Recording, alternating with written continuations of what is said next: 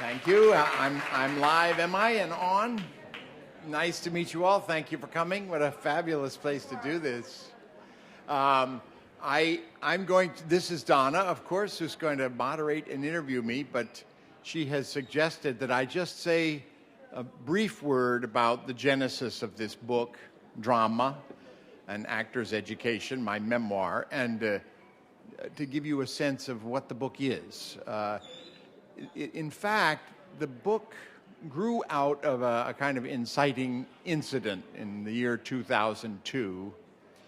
My father, at age 86, had a serious operation, some serious medical problems. He was always a genial man with a great sense of humor and a big boisterous laugh, but the operation knocked his pins out, tired him out, slowed him down, but mainly plunged him into a terrible, deep depression. And I moved in with him and my mom for a month to take care of him, figure out some ongoing care for both of them, but mainly to cheer my father up. He'd lost the will to live, and I could see immediately that without that, he was not going to survive for long. And I tried to cheer him up. I used everything I could, all my wiles, nothing worked, but I hit on the idea of reading him bedtime stories. I found this old book that he used to read to us when I and my 3 siblings were little children, called Tellers of Tales. And when they were all tucked in at night, I showed them the book and I told them to pick a story. And my father picked a story by P.G. Wodehouse called Uncle Fred Flits By, which I remembered. I didn't remember the story, but I remembered that he used to read it to us, and we used to love it because it was so funny. I read it to my father, and it made my father laugh. And it felt like that was the moment when he came back to life.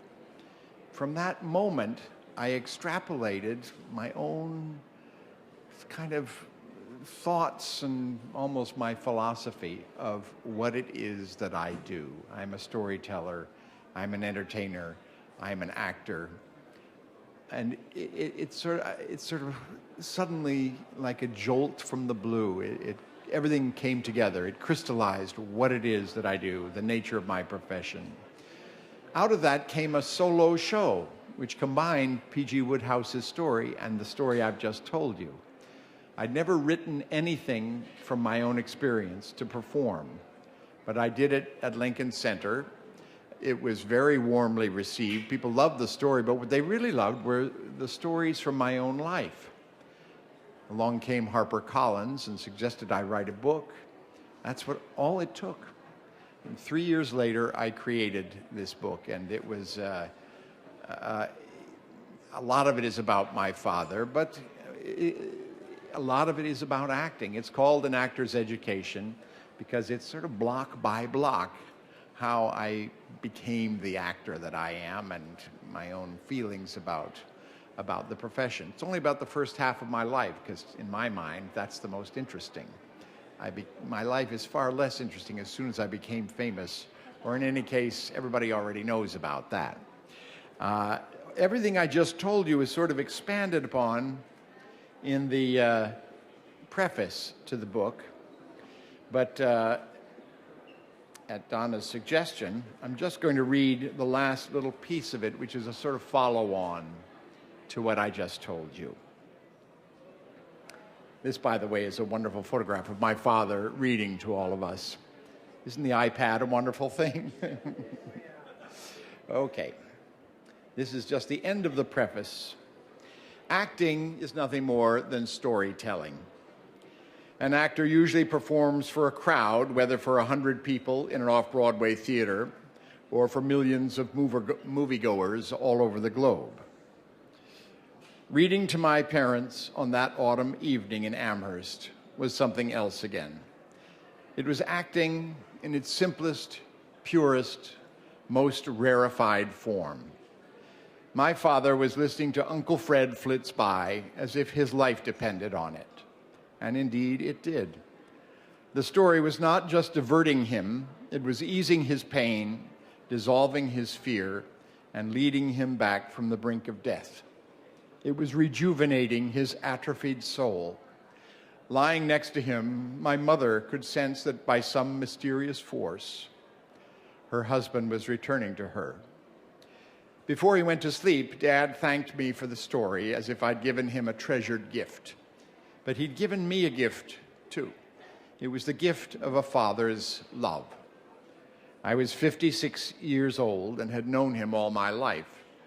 In all those years, our relationship had changed kaleidoscopically. We had been up and down, happy and sad, close and distant. Our fortunes had risen and fallen, ebbed and flowed, rarely at the same time. But in all those years, I had never felt as close to him, nor ever felt as much love for him as I did that night. He had given me another gift, too, although he never lived to see it bear fruit. The period I spent with my parents was one of the most significant in my life. In that memorable month, that Woodhouse story was the most memorable hour. I had spent my entire adult life acting in plays, movies, and television shows. I had told stories. I'd had a gratifying, fun, and prosperous career. Only infrequently had I paused to plumb the mysteries of my peculiar occupation. That night, however, everything came into focus.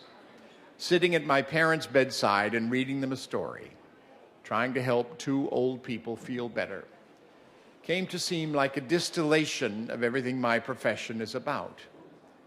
In the years to come, my thoughts kept returning to that evening after my father was long gone. Finally, spurred on by the events of that night, I decided to write this book. That's the end of the preface. And as I thought about what is the best way to spend 7 or 8 minutes telling you about the book, I figured that was the best thing to tell you. And now Donna's going to ask me some questions about it. Well, I'm not sure how many of you know this. Maybe you do since you have a little boy. But John here is a very accomplished and clever and witty children's book writer. So I wanted to start by asking how the process for writing this book differs from, for example, Marsupial Sue. Because children's books are deceptively difficult to write. They are difficult, but they're only about 25 pages long. And my children's books are told, stories told in verse. I could recite one. I could start reciting one right now, and I'd be done in about 5 minutes. So naturally, it doesn't take as long. And it's the matter of making up a story and setting it in meter and rhyme, which is in a way kind of like solving a difficult Saturday New York Times crossword puzzle. I wrote my children's books by simply writing them as I walked the dog every morning.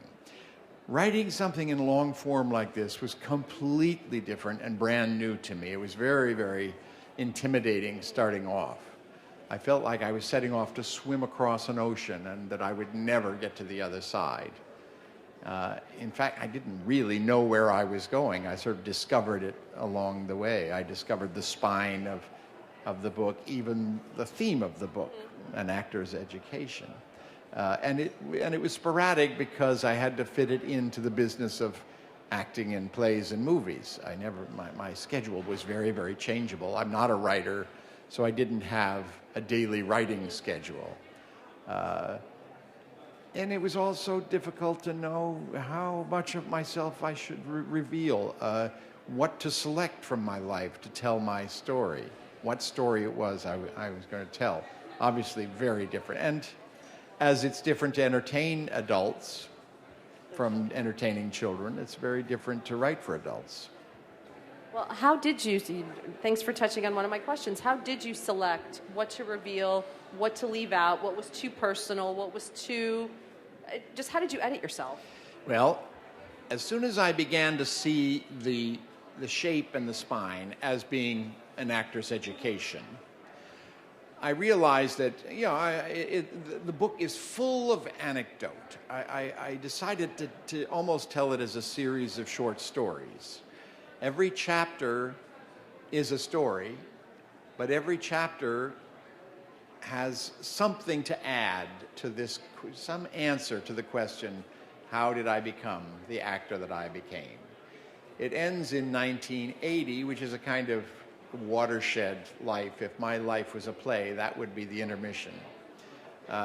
It's the year when I went from New York to Los Angeles, when I met my second wife, and when I started acting I became a movie actor who does plays instead of a theater actor who sometimes does movies. So once I got that shape and got that theme, that was the criterion. Now, this means on stage and off. Some of these are very personal stories, difficult romantic entanglements, the experience of working for a director who went mad before my very eyes, the very difficult matter that I share with every other 65-year-old American man. How do you deal with the Vietnam War and the draft? All of these things, not to mention my drama school days in London, my days as a Harvard student, my crazy upbringing as a member of a theater family, gypsying around the Midwest and being the new kid in school every year on average. All these things, there's a little moral to every one of these chapters. What did it do to me as a person and as an actor? And so much of the book really is an ode to your father, who was a pioneer in regional theater. Can you tell us about him and how the number one way he influenced you? Yeah, he is definitely the biggest influence on my life. Arthur Lithgow was his name. He was called the Johnny Appleseed of Shakespeare. He started Shakespeare festivals in Ohio, summer Shakespeare festivals, outdoor festivals, indoor festivals. One of his festivals, the Great Lakes Theater Festival in Cleveland, is still going strong. He started it in 1962. His festival in Antioch, at Antioch College in Yellow Springs, ran from about 1951 to 1958. He produced every single one of Shakespeare's plays, directing several of them and acting in several of them. I acted in several of them as a little boy, playing Mustard Seed in Midsummer Night's Dream, and the Prince in the Tower in Richard III, and a spear carrier and a messenger.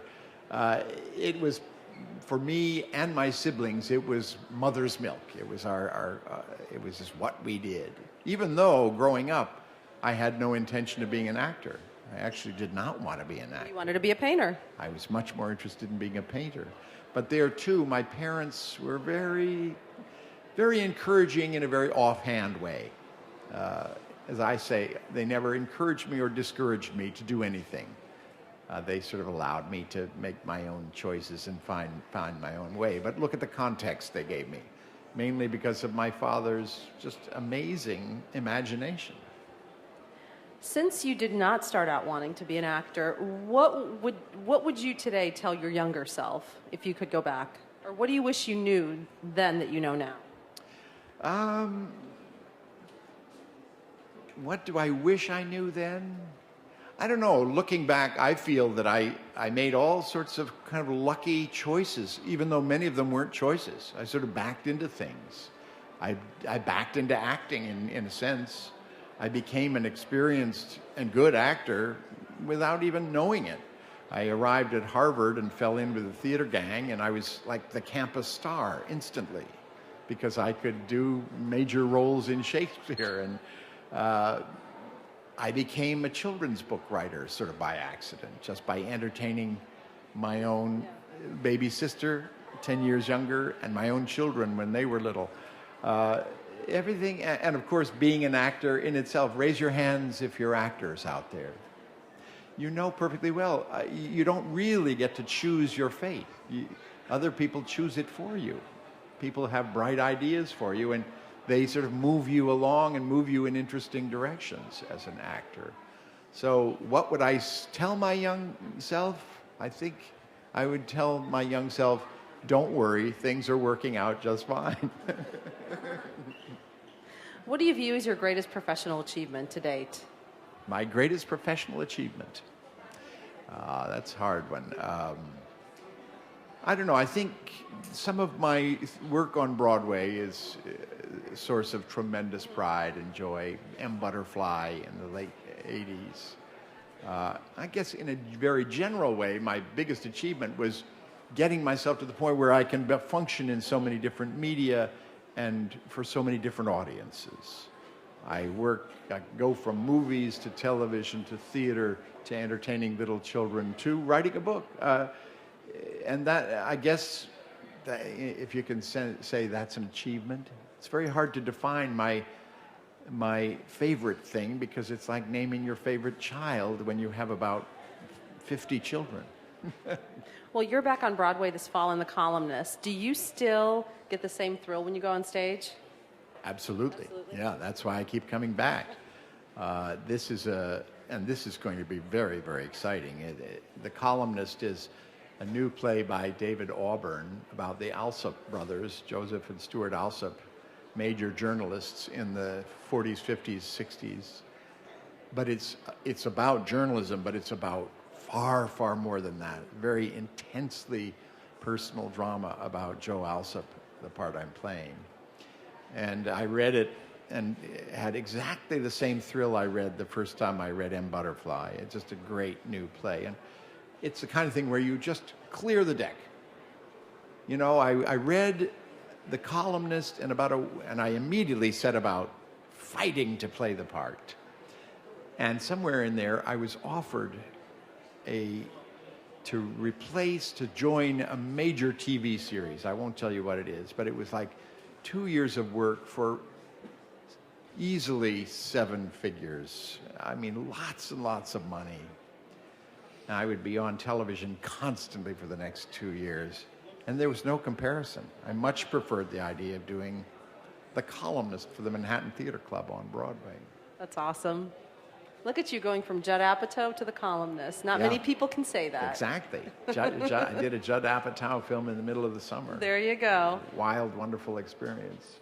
With this book specifically, I know you said earlier that you don't have a process per se because you don't have like a 9-to-5 office job. Yeah. But what is your process like? Do you have an office? Do you write in bed? Do you sit at the kitchen table? The most productive periods of time actually were one tour and one location.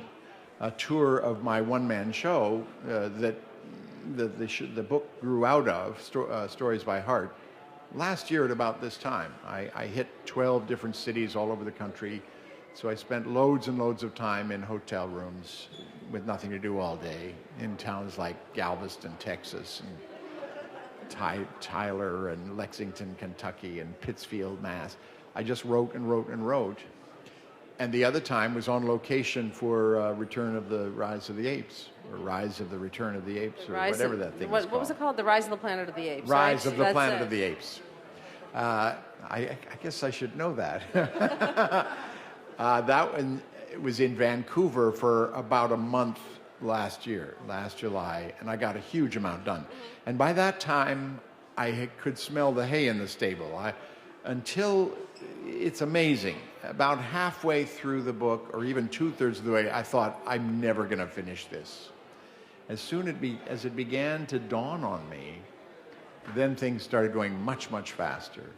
It was like, spotting land literally after crossing the ocean. And do you see yourself doing a quote-unquote sequel? I can't imagine it. No? This From was 1980 so long on? and difficult, but I mean, we'll see how this one goes. I really do think the most interesting story I have is my young years. And it was a fantastic experience for me to go back and truly meditate on that. I mean, just sit down and really remember, tax my memory, and use Google, to find out the cast of something I was in 1971. I mean, it's been just an amazing trip, a voyage of memory. Very, very exciting. And quite frankly, I would find it hard to get that excited about writing about the Third Rock from the Sun or Dexter or World According to Garth. Come on, Dexter was awesome. I know. It's exactly what Play the everybody Trinity wants to Killer. hear about. Everyone wants to hear about it, but I could just tell them, read any one of about 100 interviews I did for every single one of those projects. You know, I've already done them in a way. I mean, this is not to say that I do have the confidence now that I can do this. I wrote a book, and people are actually reading it and telling me they were up all night. You know, they couldn't put it down. That encourages you to try it again, for sure. And before we turn this over to you guys, one last question. Do you think actors are overexposed today? In terms of how much press you do and just the general coverage, the onslaught of coverage that every project gets? Well, I don't know. Actors never get enough of it, you know. We want to be seen all the time. It's not really good for us, because I think it is important to reserve a certain anonymity. I always thought it was a very wise thing for me to do, even though I didn't really do it by choice. When Third Rock from the Sun ended, I came back to New York and did like 80% theater for the next 4 or 5 years. I really sort of went to ground. I got out of the media public view, and yet I kept acting and having a wonderful time and giving myself terrific new challenges, but in the theater, for a minute audience compared to a television audience, and for the New York theater audience, which is challenging and forgiving at the same time, and sophisticated.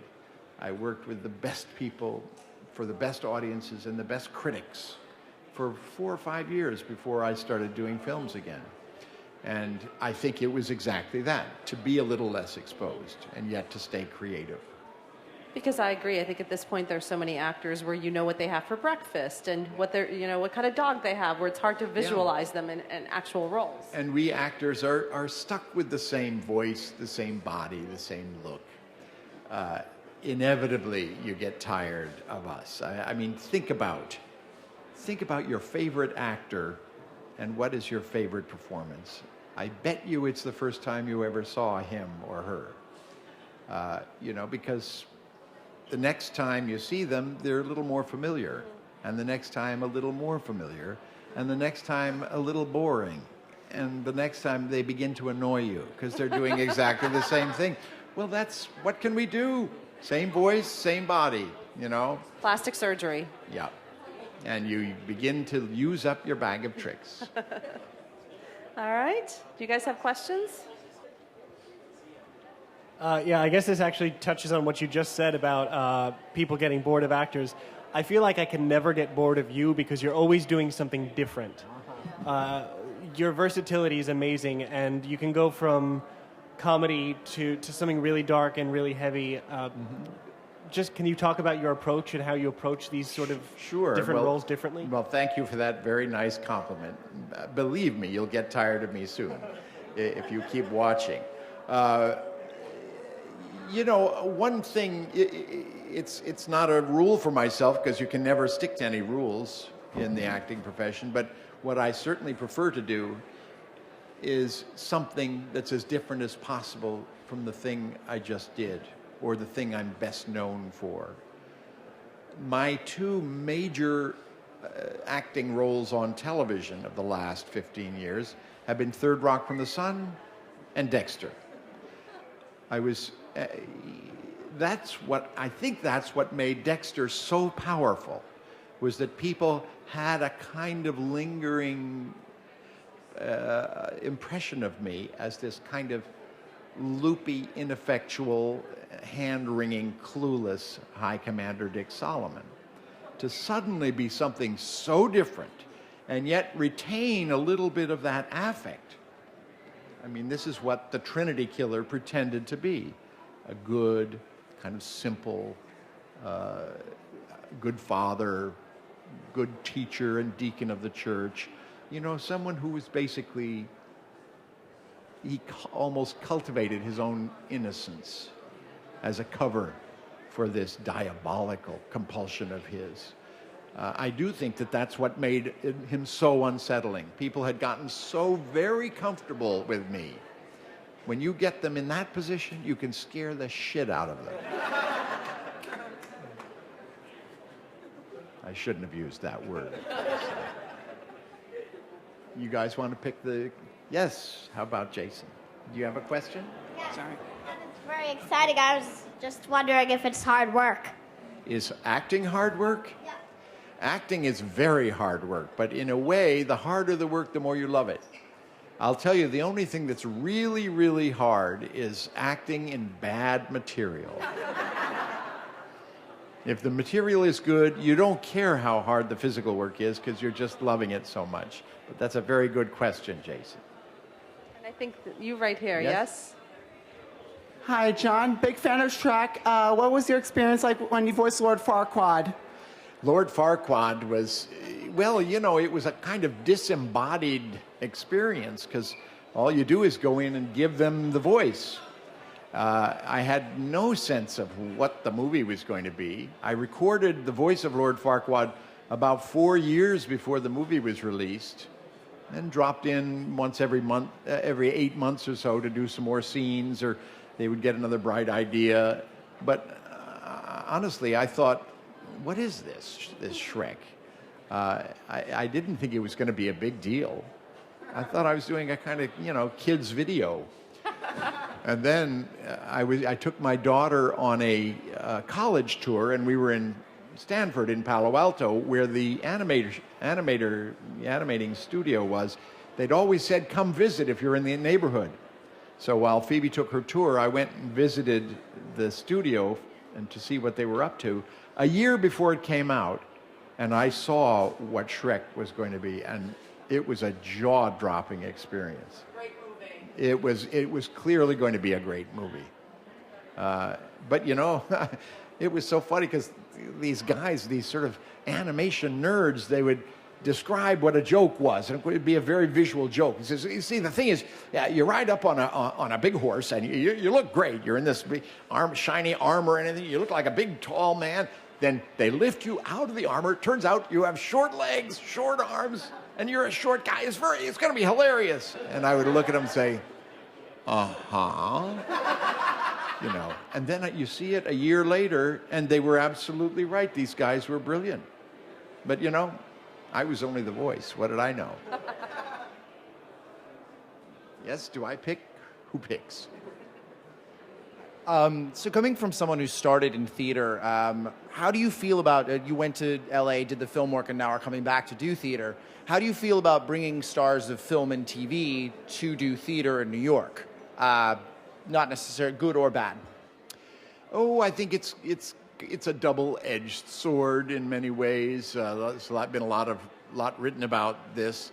I think it's something it's a reality that we're going to live with for better or for worse, simply because of the economics of Broadway theater now. Thanks for coming. Thanks for coming. I'm losing my audience, I can tell. You know, I had the interesting experience of doing All My Sons with Katie Holmes. It was a flat-out sellout, you know, and Katie had a lot to do with it, her presence in the cast. She was not an accomplished stage actor. She'd never been on stage before, except for a high school musical. She worked her ass off for 8 weeks with Simon McBurney. She did a perfectly okay job. The following year, Scarlett Johansson did exactly the same thing for View from the Bridge. She did a terrific job because she was very commanding on stage. And then you have situations where people are playing roles that they simply shouldn't play. Usually the play fails, and people pay the price for making foolish decisions in this area. It's all a matter of... The good news is that the economy of New York theater is booming. The bad news is it's not quite as adventurous as it used to be on Broadway. The good news is that there's still the Roundabout, Manhattan Theater Club, and Lincoln Center who are finding an institutional way of bringing exciting new work into the mix and not deferring to the star system on Broadway. The bad news is you don't get paid a lot to work there, you know. So it's a mixed bag. It's a mixed bag. I think, and I think about half the time I think it's great. you know, the most unlikely things happen, like Reba McEntire going into Annie, Get Your Gun, and it turning out to be sensational. You know, so or Melanie Griffith going into Chicago, and it turning out to be fantastic. You know, it's never all one thing or another. Being that, you know, as an actor, you're always in the public eye, I could imagine that you have to be very mindful of every decision you make, being that you're always being watched. That being said, could I ask, why did you decide to wear all black today? Oh, I thought it was kind of cool. It's not all black. This is kind of a blue thing, but I also look like the cover of the book. And I think you look dapper. Well, thank you. I didn't. That's not why I dressed this way, but it did occur to me once I arrived. I don't know. I remember Steve Martin saying, "Always dress better than your audience." So I've been wearing a lot of suits. We have a question right over here. Next question down in the front. Hi. I wanted to say I'm glad that you listened to your son and appeared on Doug Loves Movies. I loved you on that podcast. And I wanted to ask you if either of your parents ever articulated further what it was that clicked with your dad when you read him that story. You know, we never talked about it, but it was an amazing month because he started out so muted and diminished. And by the end, it was like watering a plant or something. He had color, he gained weight, he was healthier. Both my mom and dad and me, we all dreaded the day when I left. He was so afraid that he would fall back into a depression because we had such a wonderful time together. It was like leaving your kids at summer camp. And here they were, these octogenarians. We didn't have to talk about it, you know. It was just the miraculous thing that happened was that I sort of fell in love with my parents in a way that I never had before. I knew them in a different way. If I have any wisdom to dispense to the rest of the world, it's pay attention to your parents at the end of their lives because it just meant so much to me. It meant so much to them. All right, down in front. I teach public high school in Brooklyn, and I'm blessed to be the director of the drama program, the after-school drama program at my high school. And a lot of my students come from backgrounds where they don't have a lot of access to theater, and their first sort of point of contact with theater comes through our program, and they develop this amazing drive and this love for it very quickly. But I was wondering if you were able to give advice to teenagers who are sort of growing up in an environment where they don't have a lot of access to theater, but have developed a passion for it. What advice would you give them, and what direction would you tell them to go in to chase it? Well, if they have a genuine passion for theater, there are ways to keep doing theater. I always urge young kids who are interested at all to just do as much of it as they can for the fun of it. But I also urge them to go to college and get a broad-based education. And while you're doing that, do lots and lots of acting for the fun of it. Constantly give yourself other options. And the most important thing I tell a young creative person is something, I follow that advice myself, even at this stage. Make sure you have at least one other thing in your life that you'd rather do than act. Find something that you own, that's some kind of creative outlet that you can do whether somebody hires you to do it or not. That is, write something, or study something, or direct something, or maybe produce something. Find ways to do it. Create a project for yourself and work like hell to get it done. If you're a young unemployed actor, you may never get a chance to do that, but the reason will be somebody's hired you to act. All right, guys, we have time for 2 more questions. Over in the back there. I'm sorry, I want to see you. First, one of the great things about being in New York City in the theater and in long enough is that you get a chance to speak to people that had an effect way back. And the last movie I saw before I left rural East Texas to go to Circle in the Square was The World According to Garp. And I think that was probably the first movie where you really made an impression. For sure. And I was very naive and very green, and that was a long time ago. And I had seen you and Tim Curry in drag.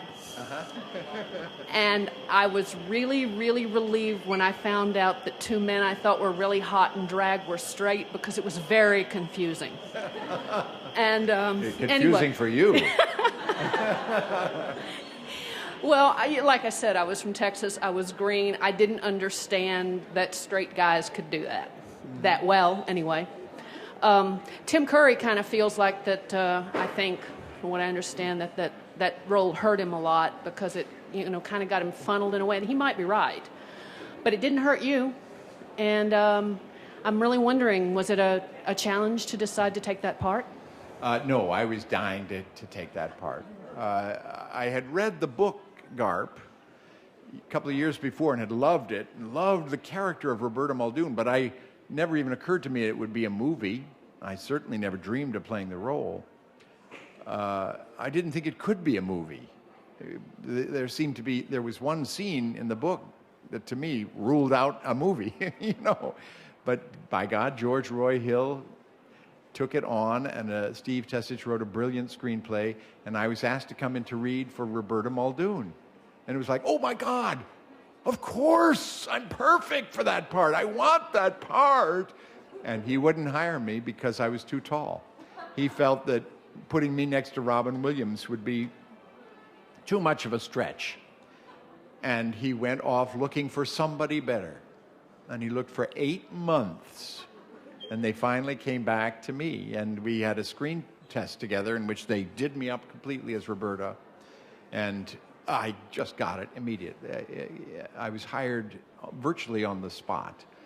I just thought I was perfect for that role, and I loved playing the part. I was never afraid of it. I just knew it would be an indelible movie creation the way it was an indelible creation in a novel. No, it hurt me. I think it was the making of me. It really was. It was an extraordinary period in my life. I talked about this intermission when I left New York and went out to L.A., and I went out to L.A. because I'd married a UCLA professor, not to go be in the movies. Garp came along. I was hired for it, and I shot it here in New York. But by the time it was released, I'd gone out to Los Angeles. It made such an impact that in 2 years, from the time Garp was released, I did the Twilight Zone movie, Footloose, Terms of Endearment, and The Adventures of Buckaroo Banzai, all in close succession. Now, you can't name 4 movies that are more different than that. And suddenly, I was coin of the realm out there in Hollywood. So I feel that Garp was one of the best things that ever happened to me. All right. And I'm very, very touched that it reached you out there in East Texas. Well, thank you. Well, that really means a lot to me, I'll tell you. All right, one final question right here. I appreciate what you said about the importance of actors being educated and going to school. And I feel like lately so many casting directors and especially on-camera acting coaches and people seem to belittle sort of the conservatory programs or a BFA training in theater, especially if you're trying to get into film and television, because you get into certain theatrical habits or styles. And obviously you're extremely trained and have so much experience in theater, but are so terrific on screen as well. Can you say a little bit about how your theater training may have helped you in that sense, or how you were able to make the transition? Now, let me get this right. You're saying that as you sense it, casting directors now feel that drama school is almost not a good thing? For the TV and film casting directors that I've experienced as of late, people with BFA training, it's sort of slighted and pushed to the side. Well, it's not the most important thing. You've got to completely ignore that. I mean, you can't function as an actor purely on the basis of what you think they want and what you think they need. You think about what you want. What do you want to do, and how do you feel like an expressive person? And to my mind, every actor starting out should do 80% theater. You should figure out who you are as an actor on stage.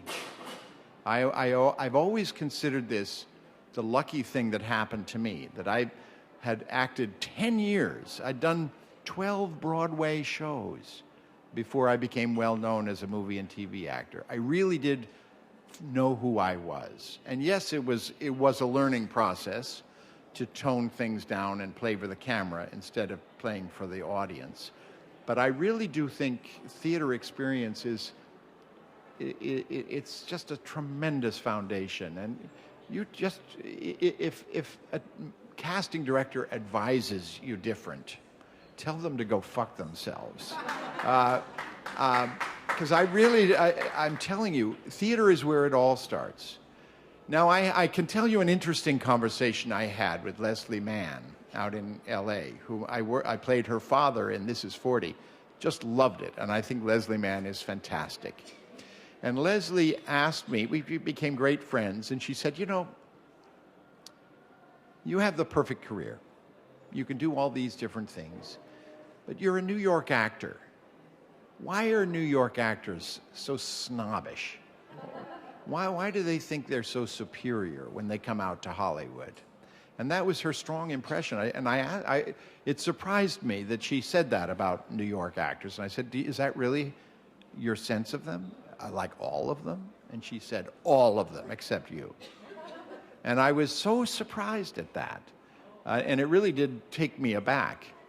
And we talked about it at length, and I said, you know, I think one of the reasons is New York actors are very insecure in Hollywood. They're, at least the ones who are not yet experienced and haven't yet worked in film. They are very different areas. And I think you do have to, this probably connects with what you've learned from casting directors. You do have to adapt yourself in different ways, and you have to cultivate a demeanor where you're not off-putting in that sense. It is true, you can't lord it over people who've never done the stage by thinking you're the bee's knees, and they're not. But that said, I very, very strongly believe that theater is the very best way to start. Whatever I do that's special in the movies is because of what I brought from the theater. And I've always felt that what I do on stage is more special and particular than what I do in film. I feel what I do in film, there are a lot of people who can do it, but what I do on stage is all mine. So that's a great note to end on. Thank you so much, Thank John. you. It's great Thank to you, talk to guys. you. Great questions. Thank you all. Thank you all so much for joining us tonight at the Apple Store Upper West Side. And thanks again to John Lithgow for joining us as well. As a wonderful conversation. Don't forget his new book, Drama, An Actor's Education, is available on iBooks for download.